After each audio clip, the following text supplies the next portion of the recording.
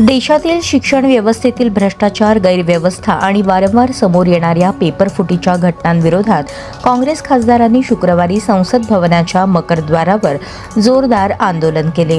या आंदोलनात सोलापूरच्या खासदार प्रणिती शिंदे यांच्यासह महाराष्ट्रातील काँग्रेस खासदारांनी सहभाग घेत विद्यार्थ्यांच्या भविष्याशी संबंधित गंभीर प्रश्नांवर केंद्र सरकारने स्पष्ट भूमिका घ्यावी अशी मागणी केली।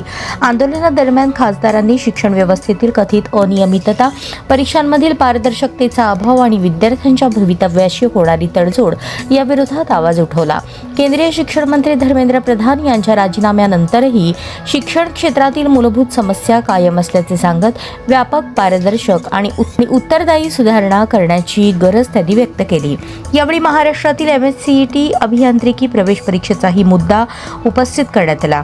गेल्या 3 वर्षांपासून MHCET मधील गुणवत्ता आणि 12वी बोर्ड परीक्षांमधील गुणांमध्ये मोठी तफावत दिसून येत असल्याचा दावा करत या प्रकरणाची स्वतंत्र आणि निष्पक्ष चौकशी करण्याची मागणी करण्यात आली। काँग्रेस खासदारांनी पेपरफुटी रोखण्यासाठी केवळ कठोर कायदे करून चालणार नाही, तर परीक्षा प्रक्रियेत पारदर्शकता, उत्तरदायित्व आणि विश्वासार्हता निर्माण करण्यासाठी ठोस उपाययोजना आवश्यक असल्याचे सांगितले। लाखो विद्यार्थ्यांच्या भविष्याशी संबंधित प्रश्नांवर सरकारने तातडीने निर्णय घ्यावा अशीही मागणी करण्यात आली। आंदोलनादरम्यान विद्यार्थ्यांच्या भविष्याशी तडजोड नाही, शिक्षणात पारदर्शकता, न्याय आणि उत्तरदायित्व हवे अशा घोषणांनी परिसर दणाणून गेला।